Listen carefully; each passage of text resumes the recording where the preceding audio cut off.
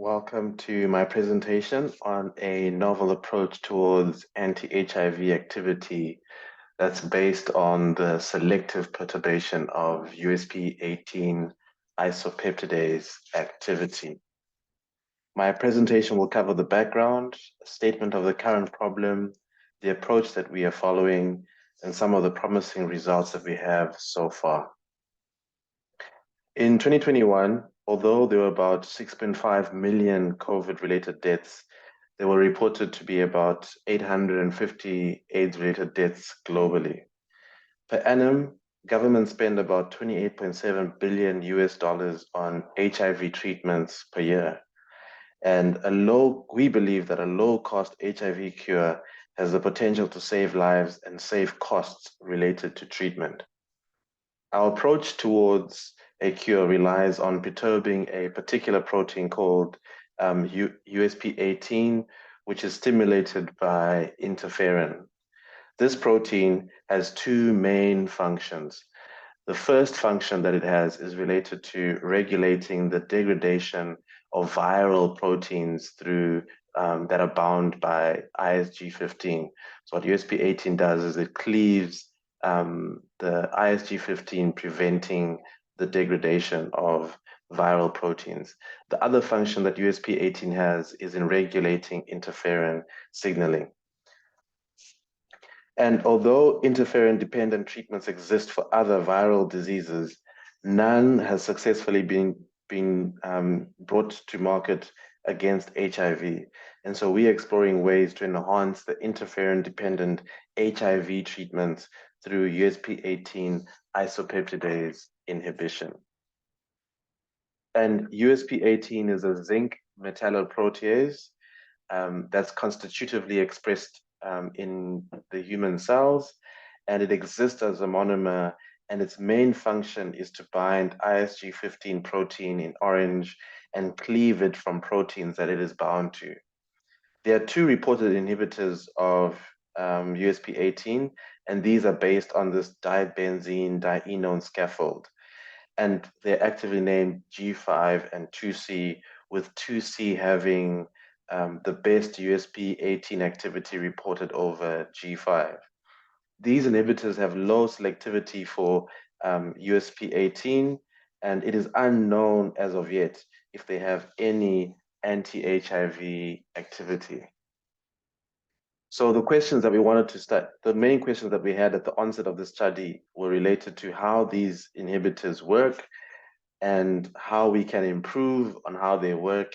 And one of the other questions that we had was whether USP18 inhibition could reduce HIV infection in an interferon-dependent manner. So the approach that we took was to first map the surface of a homology model of USP18 to search for any likely binding sites for it. We also, in parallel, designed 13 dienone derivatives, which we then docked at these sites. We ranked the binding modes based on a generous threshold, matched the binding modes that we identified with the sites based on experimental intuition, and we conducted simulations on poses from these sites that we identified. We confirmed whether the observables that we had matched the intuitions from assay data, and we also we concluded this by using this hypothesis to design new anti-HIV USP18 inhibitors and testing them. So we performed quantum polarized ligand docking and on the 13 derivatives across all the sites that we had. And what we saw was that by using generous thresholds, we could identify discriminatory binding of small molecules at site 2.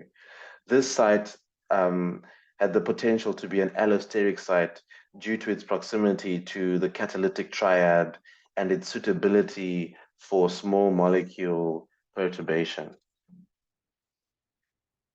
We then conducted single trajectory Desmond simulations on the small molecules in complex with USP18 at site 2, And we found that ligand G5 had more interactions with solvent waters, which likely reduced its strength of interactions when compared to ligand 2C.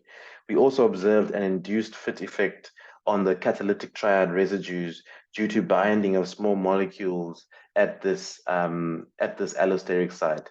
And this induced fit effect resulted in a contraction of about 70% of the opening of the catalytic triad. And this contraction, we hypothesize, is what would lead to preventing the access of the bulky chain from the ISG15 viral protein link. And so we believe that by shrinking this opening, the inhibitors reduce the isopeptidase activity of USP18. What we also did was we conducted multi-trajectory GROMAC simulations on the two low activity inhibitors, and we showed that this activity could be improved. G5, owing to the larger number of solvent waters in the interaction network, had a lower or a shorter residence time, which likely reduced its potency, whereas 2C had a longer residence time. When we also conducted a WAM analysis over the entire ensemble of potential energies from these biased pooling simulations, what we found that they had similar binding free energies, although 2C had a slightly larger free energy of binding. And we postulated that the increase in potency is likely as a result of the increase in residence time over the change in the free energy of binding. So this hypothesis of the binding at the allosteric site was used to search for compounds in the zinc database, and we identified scaffolds that prioritized binding at that particular site. We screened about 5 million compounds. We purchased the most active ones, and then we conducted anti-HIV assays and found that compound 6 and compound 11 had a much better interferon-dependent anti-HIV activity. Our zinc-derived derivatives from our initial design of the dienone-derived derivatives from our initial design, they showed anti-HIV activity, but it wasn't as pronounced as the anti-HIV activity that we're seeing in the zinc compounds. In conclusion, we are confident of where the USP18 inhibitors work, and we believe that they act on USP18 through inhibiting the isopeptidase activity by binding at an allosteric site. We'd like to take this work further to demonstrate this hypothesis through crystal structure studies. We have determined that increasing the residence time of small molecules in site 2 is likely to lead to improved potency, and at this stage, USP18 inhibition on its own is insufficient to lead to anti-HIV activity. So we are very much dependent on interferon signaling for this to happen, and it is a promising anti-HIV strategy. The scaffolds that we accessed all have good physical chemical properties, and designing derivatives from these scaffolds can lead us to identifying hits with much higher USP18 dependent anti-HIV activity. So in conclusion, I'd like to acknowledge Dr. Nyaradzo Chigorimbo Chitsikwa as the principal investigator for this project.